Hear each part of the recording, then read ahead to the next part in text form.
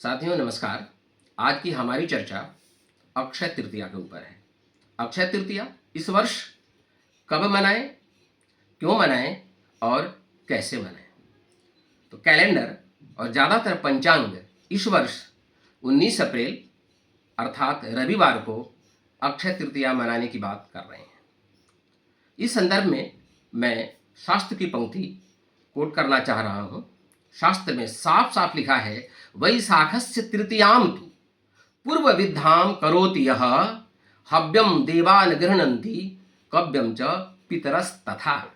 अर्थात हमें अक्षय तृतीया द्वितीया से युक्त जो हो उसको नहीं मनाना है। हम किसको मनाएं? या तो पूर्ण रूप से तृतीया तिथि हो या तृतीया तिथि चतुर्थी से युक्त हो। तो हम देखते हैं कि रविवार को क्या स्थिति बनती है। रविवार को तृतीया तिथि 10:49 प्रारंभ हो रहा है, अर्थात उससे पहले द्वितीया है। तो वह तृतीया द्वितीया से युक्त है। और अगले दिन सोमवार को 20 तारीख को सूर्योदय हो रहा है 5:51 पे और 7:27 तक तृतीया है। तो क्या हुआ, उस दिन सूर्योदय के समय तृतीया तिथि है, एक बात। दूसरी बात, यह तृतीया चतुर्थी से विद्ध है, इसलिए हमें सोमवार को 20 अप्रैल को तृतीया तिथि अक्षय तृतीया या अक्षातीत या अबुझ तृतीया को मनाना चाहिए। अब बात आती है क्यों मनाएं। तो इसके बहुत शास्त्रीय प्रमाण हमें मिलते हैं। इस दिन भगवान विष्णु के छठे अवतार परशुराम जी का जन्म हुआ था। इसी दिन जो सबसे खास बात है अक्षय तृतीया को लेकर के, द्रौपदी को भगवान सूर्य के द्वारा अक्षय पात्र दिया गया था। जिस अक्षय पात्र की विशेषता थी कि उसमें रखा हुआ अन्न तब तक समाप्त नहीं होता है जब तक द्रौपदी नहीं खा लेती है, अर्थात उससे पहले हजारों लाखों लोग खाते जाएंगे और उनके लिए अन्न की पूर्ति होती जाएगी। तो ये सबसे बड़ा कारण है इस तिथि को अक्षय तृतीया के रूप में मनाने का। इसके बाद गंगा का पृथ्वी पर अवतरण भी उसी दिन अक्षय तृतीया के दिन हुआ है।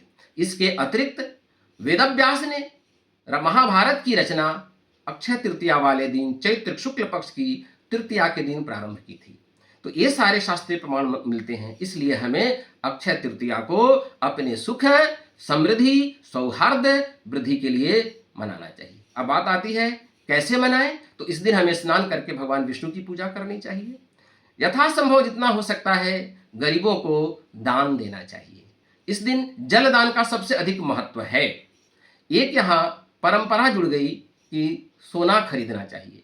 मैं यहाँ बता दूं, शास्त्र में कहीं पर भी सोना खरीदने की बात नहीं कही है, लेकिन ये लंबे समय से परंपरा आ रही है। और मैं इस विषय में आपको बताऊं कि सोना हमारी समृद्धि का प्रतीक है, इसलिए सोना यदि हम खरीदते हैं तो बुरी बात नहीं है। वह अक्षय निधि के रूप में भी स्वीकार किया जाता है सोना को। जितनी संपदाएं हैं उसमें सोना का सबसे अधिक महत्व है, इसलिए सोना खरीदना चाहिए, लेकिन कोई शास्त्रीय प्रमाण इसका हमें प्राप्त नहीं होता है। शुक्रिया।